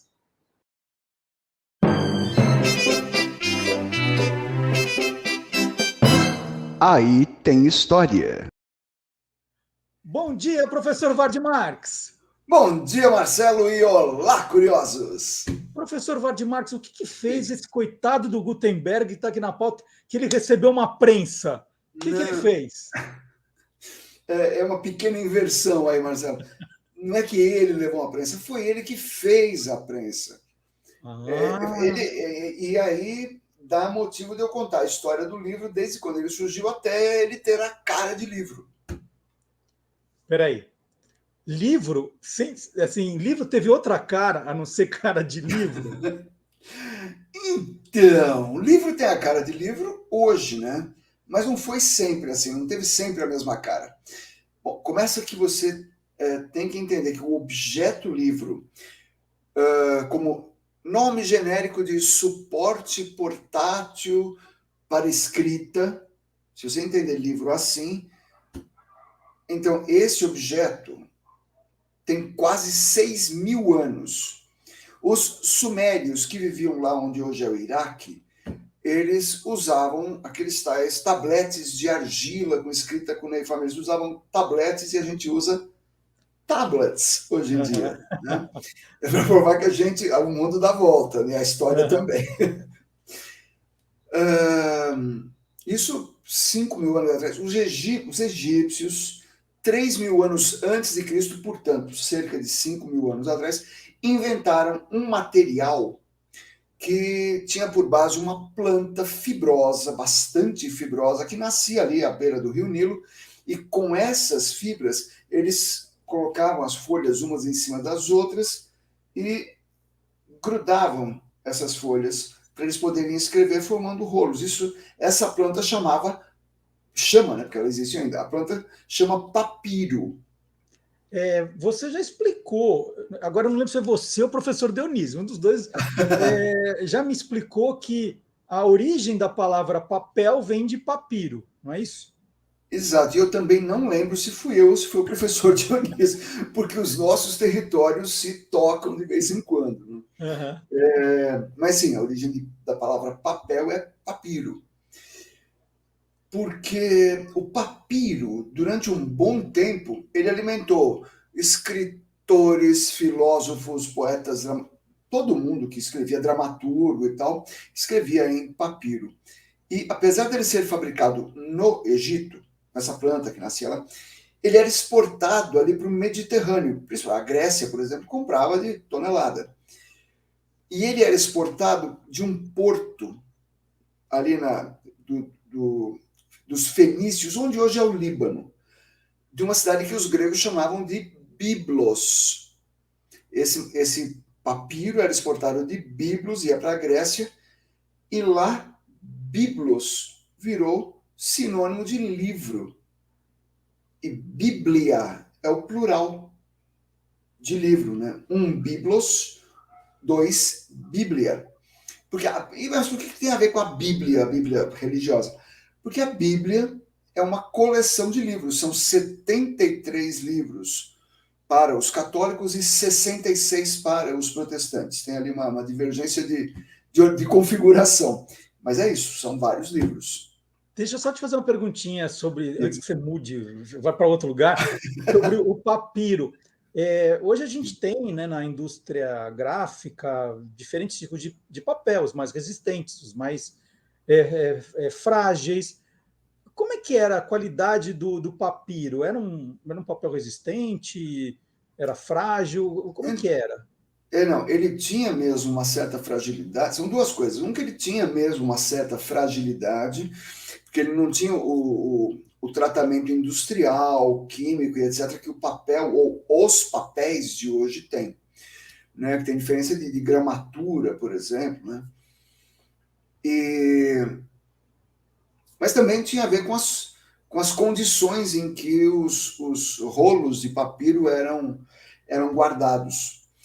E, por sinal, no século X a.C., numa cidade lá da Turquia chamada Pérgamo, né, eles criaram uma coisa mais resistente chamada pergaminho, de Pérgamo. Pergaminho, que era feito de couro. Era couro de novilho, para ficar bem, bem fininho, bem molinho, que você escrevia no couro, enrolava e mandava para os lugares. Quando a gente vê em filme um cara que abre um rolo assim e lê, ele em geral está lendo um pergaminho. E a curiosidade esse pergaminho era caro, era mais caro que o papiro. E para ele durar mais, quando a mensagem não era um livro, por exemplo, era uma mensagem só de informação, o pessoal raspava a tinta para reciclar, para usar de novo o pergaminho. Olha, era reciclado, que sensacional. Ultramoderno, pô. Hoje a gente manda umas mensagenzinhas bestas pelo WhatsApp, né? Imagina no papiro isso. Imagina isso. Aliás, dentro da pesquisa histórica, daquela que pega o objeto encontrado numa escavação, quando encontram pergaminhos, existem métodos hoje para você ver o que estava escrito por baixo daquilo que está escrito. Que sensacional. Em muitos casos a gente descobre. E o papel? E o papel mesmo aparece quando? O papel, ele vem da China. Lá ele era feito a princípio com palha de arroz, né? E depois descobriram que podia ser feito com muitas outras fibras vegetais. E o papel, ele vem do século II, já da era cristã, né? Século II já da nossa era. E aí, meu amigo, seja papiro, papel, tablete de argila, couro, qualquer que seja o suporte em que está escrita, surgiram as bibliotecas, como a Biblioteca de Alexandria, que a gente falou recentemente. Sim, aliás, quem quiser, quem tiver interessado, né, sobre o Dia do Bibliotecário, Biblioteca de Alexandria, a gente adora esse tema, eles são vídeos anteriores do Aí Tem História, e que você pode assistir a qualquer momento no canal do YouTube do Guia dos Curiosos. Aí procurem playlists, tem lá, playlists, aqui em cima, playlists. Aí vai encontrar o Aí Tem História do professor Wade Marques, é um dos últimos. Bom, mas só para a gente também, vamos adiantar a história. E quando é que os livros, com cara de livro, né, eu digo cara atual dos livros, aí eles aparecem? Capa, páginas no meio, né? Isso é coisa ali da Idade Média, né? Que os livros vão se popularizar. Os rolos de pergaminho, de papiro e tal, eles vão sendo transcritos em folhas de papel, e essas folhas, para armazenar melhor, elas são colocadas entre capas, né? E costuradas e tal, para durarem mais. E os livros, até o começo da Idade Moderna, os livros eram todos feitos à mão. Por isso eles eram raros e caros. Para você ter uma ideia, uma das maiores bibliotecas do fim da Idade Média, estou falando ali de 1424, já entrando na Idade Moderna, Biblioteca da Universidade de Cambridge, que era uma das mais importantes do mundo naquele momento, é uma das mais importantes até hoje. Em 1424, fizeram um levantamento, tinha 122 livros. Para a universidade toda? É isso? Toda. 122 livros. E esse era um acervo excelente. Nossa, eles têm 122 livros. Que era excelente porque as pessoas podiam consultar os livros. Os livros que ficavam guardados em mosteiros e tal, ficavam lá, a eternidade. Podia ter até mais livro, porque eles iam sendo recolhidos ao longo dos séculos, mas as pessoas não tinham acesso. Agora você imagina só, livros feitos à mão. Imagina quanto custava uma Bíblia. A Bíblia ela era escrita à mão, e ela custava o preço, uma Bíblia, um exemplar da Bíblia, custava o equivalente a uma fazenda. Uma fazenda produzindo, com pomar, plantação, boizinho e tal. Era o preço de uma Bíblia. Até que apareceu um alemão que era ourives e teve uma ideia joia. O Ourives teve uma ideia joia. Gente, com trocadilho ainda. E ainda fica falando joia, que dá maior confusão nos comentários depois. Né? Melhor não, né? Qual foi a ideia joia? Vai, já que você fez, qual foi a ideia, a ideia joia do Ourives? Então, eu não resisti, desculpa. Acontece que o Ourives, esse alemão, era Johannes Gutenberg. Ali pela metade do século XV, ele inventou a prensa de tipos móveis. E com isso, tendo inventado uma máquina, este cara sozinho mudou a história do mundo. Por quê? Lá na China, onde tinham inventado o papel, eles já tinham feito uma coisa parecida, tá? Para escrever. Ao invés de você pegar um pincel, molhar na tinta nanquim e deslizar o pincel pelo papel, eles pegavam um bloco de madeira, entalhavam no formato do ideograma, passavam a tinta e imprimiam um carimbo, que não durava muito, não rendia muito. O Gutenberg teve essa ideia trabalhando metal. Então, os tipos, as letras que ele fez, letras, sinais de pontuação, números e tal, ele já fez em metal. Daí a importância dele ser ourives. Ele entalhou o metal, uma liga de antimônio e chumbo, que era muito mais resistente que os carimbos da China. E criou uma prensa. Ele pegava cada letrinha, compunha ali, assim como hoje a gente digita, ele pegava cada letra, colocava ali alinhadas, ou seja, numa linha, e compunha um texto. Como a gente usa mais letra minúscula do que letra maiúscula, a coleção de letrinhas que ele fez tinha muito mais letra minúscula do que maiúscula. As letras minúsculas ficavam na caixa de baixo, as letras maiúsculas na caixa de cima. Por isso, até hoje, a gente usa a expressão caixa alta, caixa baixa, para falar de letra maiúscula e minúscula quando a gente está escrevendo. Isso! Que legal isso! Aí, fez lá a página, compôs, passa a tinta, põe uma folha, baixa a prensa, né, aperta aquilo lá, levanta, tira a folha, está impresso. Põe essa folha para secar, põe outra folha, abaixa, tá mais fraco agora, na próxima você já põe mais tinta. Com isso, quando ele terminava de escrever, de imprimir um livro, na verdade ele não imprimia um livro por vez, ele podia imprimir vários livros, vários exemplares de uma vez, 5, 10, 50.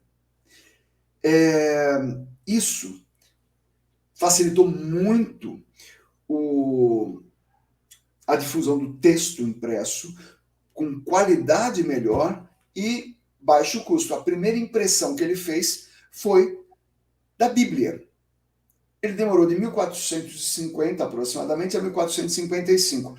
Aí você fala, 5 anos para imprimir uma Bíblia? Pois é. Agora pensa o seguinte, um monge copista lá no mosteiro, que tudo que ele fazia na vida era copiar a Bíblia, ele não saía escrevendo rápido, ele tinha que desenhar letra por letra. E demorava alguns anos para fazer uma Bíblia. Gutenberg, nesses 5 anos, produziu umas 180 Bíblias, mais ou menos. Então, assim, quando ele terminou, tinha lá umas pilhas de Bíblias. Ele fez umas 30 e poucas de pergaminho e o restante, 140, 150 de papel mesmo. Que sensacional. Então, a prensa de Gutenberg fez a indústria, a fabricação de livros, dar esse salto de quantidade, né? E qualidade também, né, Vard? Sim, sim, porque os livros ficaram melhores, mais bem escritos, nítidos, tinham uma uniformidade, um padrão, que todos eles eram iguais. A Bíblia lá dos monges copistas, porque o monge copista, por exemplo, ele era escolhido por ser analfabeto, o cara que escrevia a Bíblia. Por que analfabeto? Para não inventar, ele falava, vou meter um 11º mandamento aqui. Monges copistas têm que ser pagos. Se está na Bíblia, é verdade. Então, o monge copista era analfabeto. Ele desenhava letra por letra. Aí você pega um que desenha melhor ou um que desenha pior, pronto, a sua qualidade, seu controle de qualidade já foi por água abaixo. E aqui não, elas tinham muito melhor qualidade. Até Gutenberg ler, possuir livros, era um privilégio dos muito ricos, da alta nobreza e tal. A partir dele, livro e leitura, não só ter o livro, mas o hábito de ler, ser alfabetizado, foram coisas que se popularizaram e ler passou a ser algo elegante.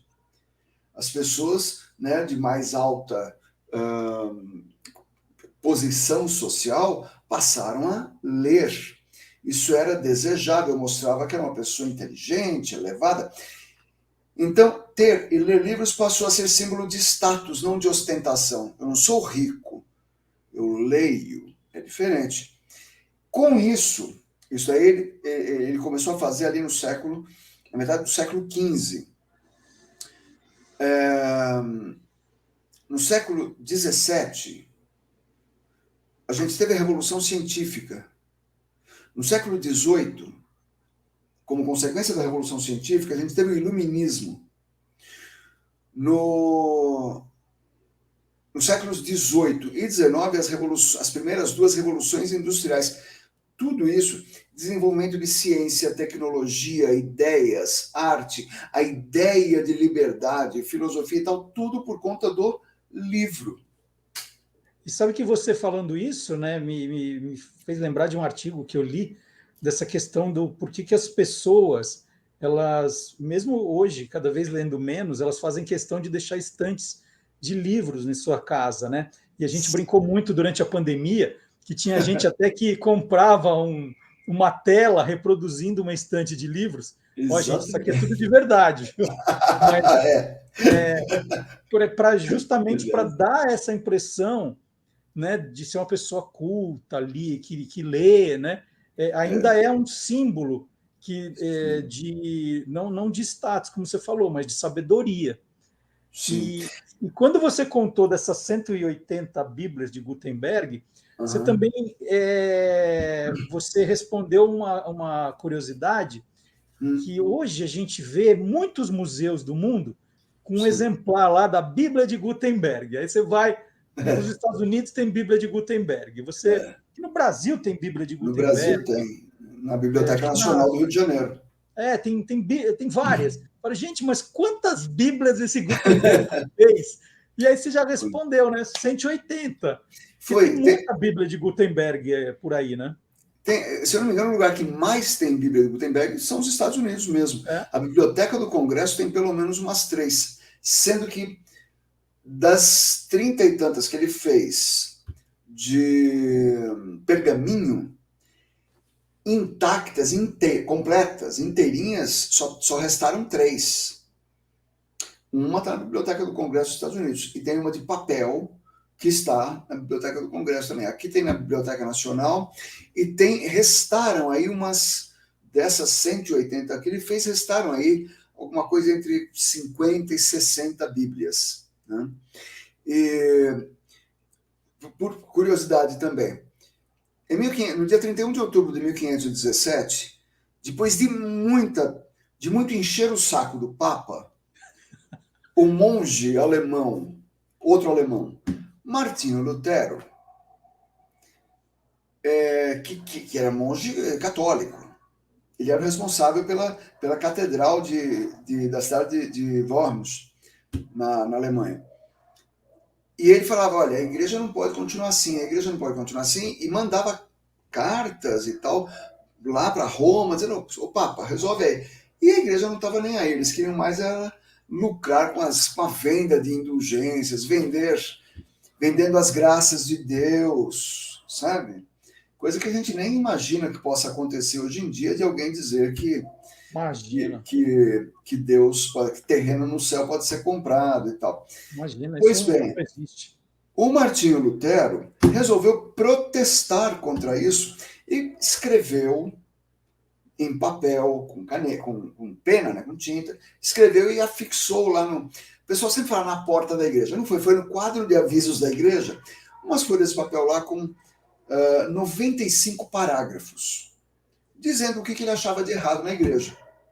Se tivesse ficado só nisso, ia ser um monge dando chilique. Mas um cara viu, até porque a maior parte das pessoas não era alfabetizada, um cara viu e falou, gostei disso, copiou e imprimiu. E hoje a gente sabe que isso que o cara copiou e imprimiu e distribuiu, em coisa de uma semana, 10 dias, as principais cidades alemãs, né, de língua alemã, já tinham, opa, bati no meu microfone aqui, já tinham esse texto. E, ao final de um mês, as principais capitais da Europa já tinham esse texto traduzido, com esse protesto do Martinho Lutero, que fundou o protestantismo. É isso, não é? É isso. É isso, muito legal. Olha, e foi só uma confusão achando que Gutenberg tinha levado uma prensa, mas não, ele fez a prensa e mudou o mundo, Só, apenas. Muito legal, Vardy. Então, semana que vem você volta para contar mais uma. E hoje você esqueceu de falar que aí tem história, mas tinha história mesmo. Tinha. Eu me empolgo, é isso. Tchau, pessoal. Um grande abraço. Até semana que vem. Tchau.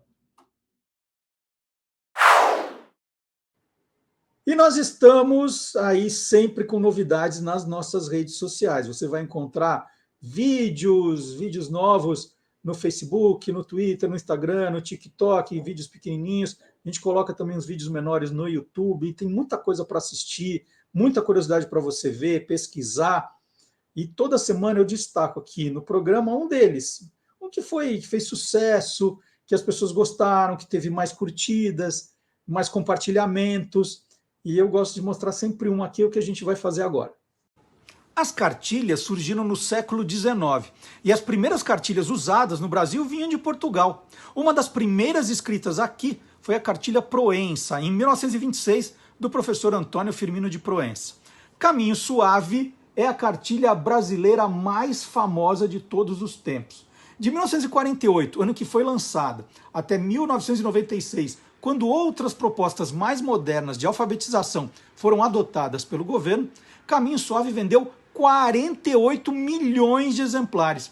O curioso é que a autora, a educadora paulistana Branca Alves de Lima, teve dificuldade para encontrar uma editora interessada no seu método de alfabetização pela imagem.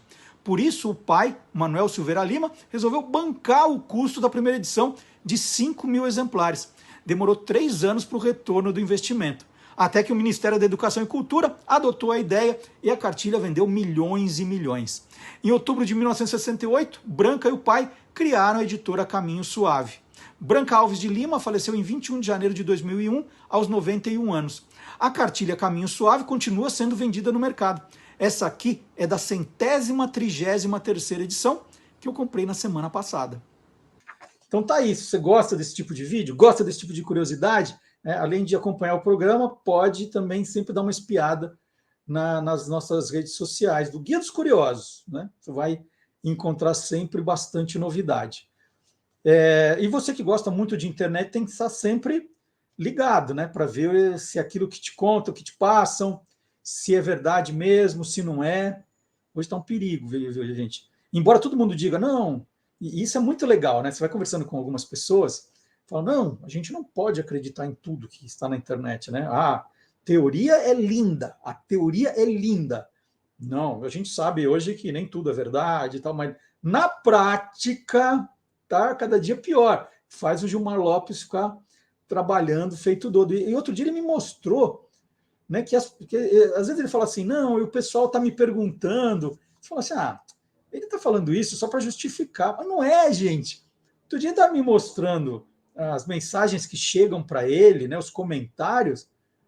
Gente, perguntam coisas muito básicas. Você bate o olho e fala, gente, claro que não é verdade. Não preciso nem pesquisar, né? Mas não, as pessoas. Não, mas recebeu de uma pessoa que ela fala, não, essa pessoa é estudada, essa pessoa é lá da minha igreja, essa pessoa é do meu trabalho, é meu chefe, eu não sei o quê. Aí as pessoas recorrem mesmo ao Gilmar. Até porque, para depois, né, confrontar alguém, dizer, ó, você está mandando notícia falsa, a pessoa quer ter certeza, né? E aí perguntam mesmo para o Gilmar. E o Gilmar toda semana está aqui mostrando. Ele primeiro mostra uma notícia que chegou, que ele viu, ou que mandaram para ele, e agora ele está mostrando como ele faz para desvendar. Às vezes são coisas muito simples que você pode fazer aí, você tem acesso à internet, né? É muito fácil. E aqui ele mostra o beabá mesmo. Então vamos convocar o criador do site e-farsas.com, checador de fato Gilmar Lopes.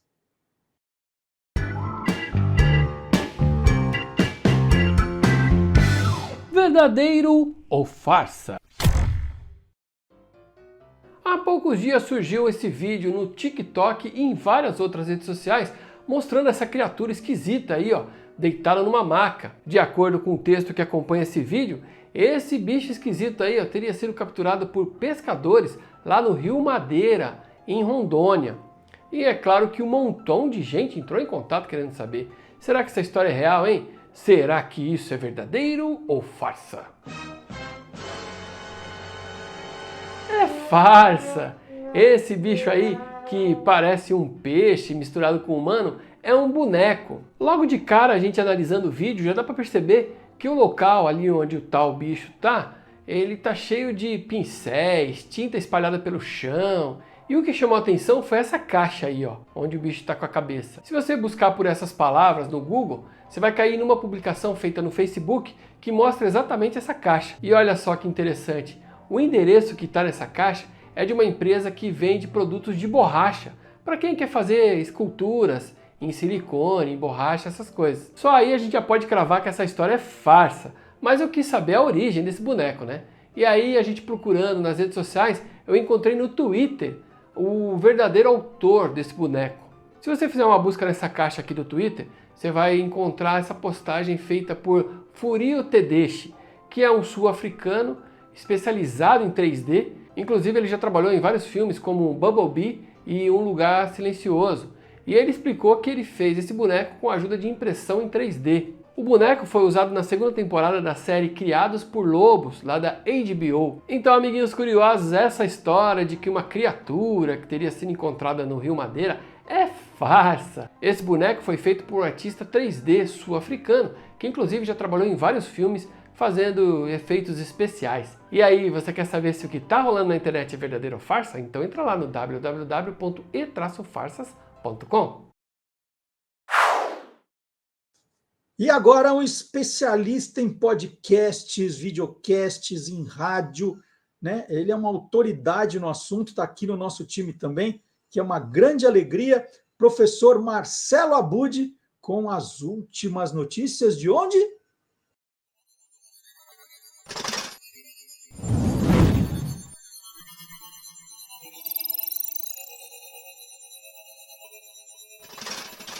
Hoje pode, com Marcelo Abud. Bom dia, Marcelo Abud! Bom dia, Marcelo Duarte. Bom dia, curiosos e curiosas que querem saber tudo o que se passa na podosfera. Esse incrível... Esse incrível universo dos podcasts. Parece que a gente não ensaiou isso. Vamos de novo, né? Parei na metade. Vamos lá. Vamos lá. Bom dia, Marcelo Abud. Bom dia, Marcelo Duarte. Bom dia, curioso. Bom dia, curiosa, que está sempre querendo saber o que acontece na podosfera, esse incrível universo dos podcasts. É isso. Tá vendo? Eu te ajudo um pouco também, né? É uma audioajuda, não é isso? É isso aí, é isso mesmo, uma audioajuda. É sobre o que vamos falar hoje, hein, Marcelo Duarte? Parece que você está aí lendo... Coincidência! Pois é, leitura de pensamento. É isso aí. Muito bem. Então vamos lá. O que é audioajuda? Quem que Então, inventou esse audioajuda. negócio? Na verdade, assim, eu não sei se alguém usa esse termo. Eu fiz um episódio em 2010 de um outro podcast que eu produzia semanalmente chamado Bermuda Folgada. Era um podcast que tinham 3 gerações, né? Eu, o Edu Malavéia, lá de Belo Horizonte, que está fazendo o podcast da Rádio Malavéia, que está brilhante. Tô participando lá também, hein? Tô Sim, tem ouvido. Episódios. E o Daniel, né? O Daniel, que foi meu assessor aqui durante muito tempo de produção, tudo, ele também participava dos episódios. E a gente fez uma vez um episódio chamado Audioajuda, um pouco na linha dos programas que a gente gostava de ouvir, principalmente no domingo à noite. Então tinha o Flávio Gicovati, que foi muito importante, mas outro dia eu falo sobre ele, para mim, né, na minha vida particularmente. Tem um outro programa que também eu participei na Band FM, que era um programa de domingo à noite, que os ouvintes ligavam e conversavam com outros ouvintes, e não tinha muito uma pauta, né? E a ideia era essa, era ouvir e falar, era ter esse espaço. E um que eu trouxe aqui até como uma homenagem ao Vini França, que nos surpreendeu aí recentemente, agora em março, né? Ele acabou morrendo com um câncer na língua, né? Então, em 19 de março, a gente perdeu o Vinícius França, o Vini França, e ele comandou na Nativa FM um programa chamado A Gente Precisa Conversar. Então, eu queria trazer um trechinho desse programa, porque o podcast que a gente vai falar na sequência é muito parecido, tem a mesma linha, né, de linguagem e tudo mais, e também essa questão das vozes mais imponentes e tudo mais, como era a do Vinícius França no A Gente Precisa Conversar, domingo à noite na Nativa FM. Isso nós estamos falando de 2010, Marcelo Duarte. Vamos rodar, e é uma belíssima homenagem que o Marcelo Abud faz agora. Vamos ouvir. Nativa FM. A gente precisa conversar. A gente precisa conversar. E vamos conversar. Deixa eu conversar agora com você sobre uma coisa que é muito importante para mim. Quando eu e a Fátima conversamos sobre começar o A Gente Precisa Conversar, a gente discutiu uma série de coisas, desde como o programa seria e até onde a gente iria. A gente tinha um certo receio de que a gente pudesse ser visto como alguma coisa assistencialista. Então eu parei conversando e falei, Fátima, olha, eu sou um jornalista, eu não sou médico, eu não sou advogado, eu não sou psicólogo, e você lida com o comportamento humano. O que a gente pode dar para as pessoas é informação. E informação é uma coisa que, como jornalista, eu estou acostumado a obter. Jornalista tem uma vantagem em cima de outras pessoas. O que ele não sabe, ele pergunta. Isso é muito legal. Você pode perguntar tudo. Eu não sei tudo. Zé Paulo de Andrade, que é um jornalista com quem eu trabalhei, que eu respeito muito, uma vez ele me disse: o que eu sei enche livros, enciclopédias, mas o que eu não sei enche bibliotecas. A gente nunca sabe tudo. Vamos lá, então tem um programa na podosfera que segue essa linha, é isso? É um programa que segue essa linha, já teve outros nomes, mas de toda forma ele é quase contemporâneo do Vini França aí na Nativa FM, e com um locutor que passou por essas rádios populares, fortes aqui em São Paulo, que é o Flávio Siqueira. O Flávio Siqueira, ele está há bastante tempo na internet e fazendo algo que também lembra um pouco o que era o Hélio Ribeiro, né, com o poder da mensagem. Então, seguindo essa tradição, tem vários programas até hoje no rádio, né, que o Laércio Marcel é outro que tem feito isso no rádio atualmente, Mas o Flávio Siqueira está com o Mensagens que Chegam pela Manhã. De segunda a sábado, ele faz na Rádio Inverso, que é uma rádio de internet, né? radioinverso.com é o site, e lá ele faz ao vivo e depois deixa como podcast. A gente pode encontrar, por exemplo, no Spotify, todos os episódios, e é bem bacana porque tem essa questão de trazer uma mensagem, conversar com o ouvinte, dar espaço para as pessoas participarem, e vira esse programa de mão dupla, né? Em que as pessoas se colocam, são ouvidas e outras pessoas, outros ouvintes também comentam aquilo que a mensagem acabou gerando, proporcionando naquele dia. Não tem um roteiro muito fechado, tem uma mensagem que é propulsora do que vai acontecer e a participação do público. Muito na linha do que era o A Gente Precisa Conversar. E desde 2012, o Flávio Siqueira tem feito essas mensagens em rádio web, na internet, no YouTube e agora no podcast que dá para a gente encontrar em Mensagens que Chegam pela Manhã. Muito legal, né? Que tem meio esse aspecto que a gente chama nos livros de autoajuda, né? E no podcast a gente fala em audioajuda, muito bacana. Pode falar. Não, é isso, é justamente essa associação, né, com algo que é bastante tradicional nos livros e que sempre está aí entre as paradas dos livros, né? Você deve saber melhor do que eu, né, Marcelo Duarte, mas acho que livro de autoajuda está sempre ali entre os 10 mais, tem algum ali. E no caso do áudio, também tem ganhado bastante espaço, sempre existiu, né? E agora os podcasts, eu destaco este, porque já tem mais de 10 anos que o Flávio Siqueira tem feito essas mensagens, né? Então já é um programa de larga experiência, mas tem muitos outros que seguem também esta tendência. É bem interessante para quem gosta de autoajuda, de audioajuda, para quem gosta de conversar, ouvir mensagens, é uma dica que acredito que vai agradar o nosso público. Maravilha, olha que dicaça do Marcelo Abud no programa de hoje, e semana que vem tem mais. Sempre dicas de podcast vamos lá de novo, na Podosfera, esse incrível universo dos podcasts. Ó, que bonito isso. Valeu, Xará, até a semana que vem, obrigado. Valeu, até lá, um grande abraço.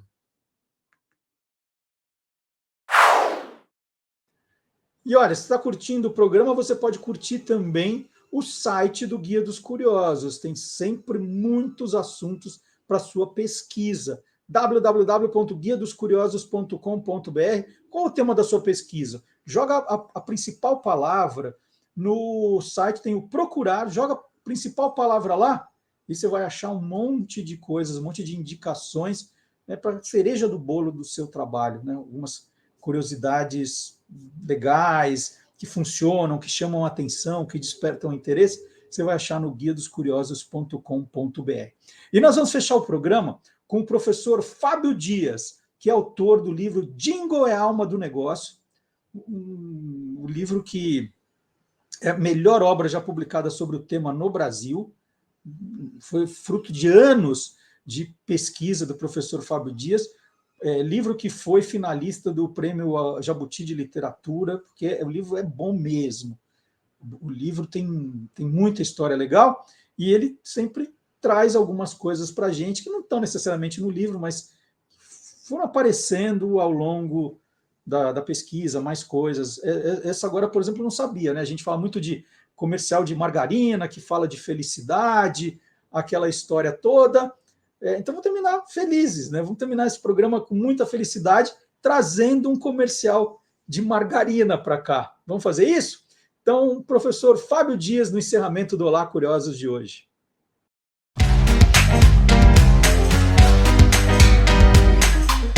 Clube do Jingle. Bom dia, Fábio. Bom dia, Marcelo. Tudo bem? Tudo bom?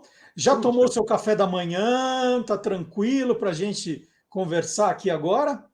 Olha, eu já tomei, mas esse jingle que eu trouxe hoje dá vontade de tomar de novo. que você tomou de café da manhã hoje? Conta aí. Hoje eu tomei um suco de laranja e comi um pedacinho de bolo aqui só para, né, começar. Um pãozinho com uma manteiga, uma margarina, nem pensar? Por isso que eu falei, deu vontade de tomar de novo por causa do que eu trouxe hoje. Então vamos lá. Qual é o produto que você vai apresentar o jingle hoje? Você se lembra de uma margarina chamada Fiorella? Não. Ela não ficou muitos anos no mercado, não, mas ela fez um relativo sucesso nos anos 80, porque ela tinha como proposta desbancar a liderança da Doriana, né? A Fiorella era uma margarina produzida pela Anderson Clayton, uma marca que foi comprada na época, GC Lever, hoje Unilever. E ela tinha, inclusive, o pote dela tinha um formato diferenciado em relação aos potes de margarina, que eram todos aqueles redondinhos, né? Inclusive, sugeria que dava para você utilizar o pote para outros fins, porque, além do pote ser diferenciado, a tampa era transparente. Então, de repente, você ia guardar algum outro produto ali, você via o que estava guardado, né? Então, ela tentava se posicionar, assim, num segmento um pouco acima da outra marca da Anderson Clayton, que era Claybon cremoso, né? E para pegar a Doriana, de repente, até um pouquinho a mais, uma classe socioeconômica acima de Doriana, porque ela tinha justamente esse diferencial. E a gente percebe isso justamente no próprio comercial. Que o comercial ele tem aqueles clichês de comercial de café da manhã, com close da mesa, close do preparo do café e tal. E assim, ao mesmo tempo, mostra o amanhecer na cidade e tal. Mas, quando a gente junta isso ao jingle, o jingle, ele basicamente é só violão e acordeon. Em determinados momentos, uma cantora, que aliás eu separei o nome dela aqui, deixa eu só lembrar, é Sueli Gondim. A Sueli Gondim, em alguns momentos do jingle, ela só dá o nome do produto, Fiorella. Ela canta o nome do produto e continua o violão e acordeon. Esse jingle foi criado pelo Zelão, que infelizmente faleceu o ano passado, era um grande criador de jingles, né? E ajudou justamente a posicionar assim, no nível um pouquinho mais alto que as margarinas que já existiam no mercado naquela época. E você lembra? Acabou logo? Demorou para acabar? Eu não consigo lembrar dessa Fiorella. A minha mãe, inclusive, comprava Fiorella, e aí, quando eu estava preparando aqui o programa, eu lembrei, ela tinha dois tipos de pote. O verdinho, que era com sal, e o beijinho, que era sem sal. Ou vice-versa, não lembro, mas eram os dois tipos. E a mãe comprava essa Fiorella, né? E assim, meio que em casa sempre tinha a Doriana, aí passou essa Fiorella, né? E aí, eu não sei se acabou gostando, eu sei que durante um ano e meio ou dois, isso daí andava lá, aí depois acho que sumiu, porque sumiu do mercado também. Acho que ela ficou, talvez ela tenha durado até 86, e quando a Unilever comprou, é suposição minha, tá? Quando a Unilever comprou a Anderson Clayton, tenha descontinuado a marca para não brigar com a Doriana, né? Exatamente. Então vamos assistir, tem mais alguma curiosidade ou podemos ver já?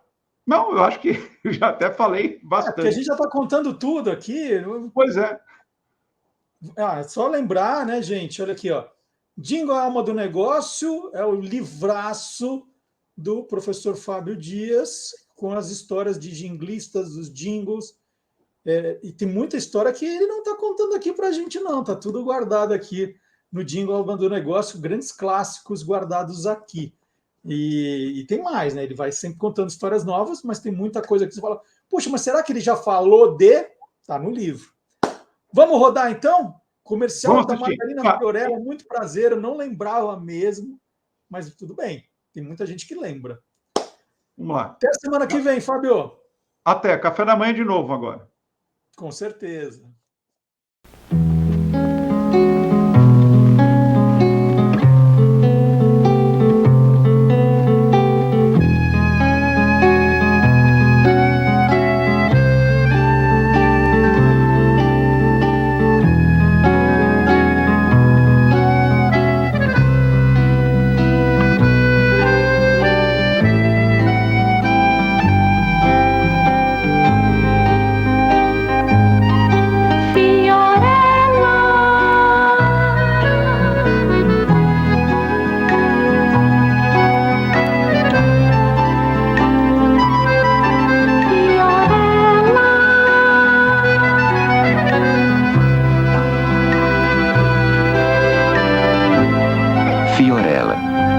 nunca o café da manhã teve tanto sabor.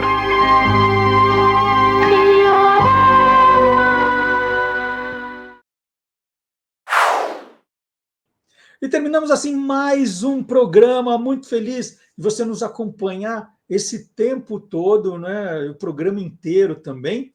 Então, agradecer todos e todas que estão aqui e pedindo, só para antes de ir embora, não esquecerem de deixar aquele joinha, né? Muito importante, que você curtiu, né? E deixa um comentário também, isso vai aumentando o engajamento, mais gente vai curtir o programa, vai ficar sabendo que ele existe. Então, ó, deixa o seu joinha, que é muito importante para a gente, tá bom? Muito obrigado e até a semana que vem. Sábado tem mais. Tchau!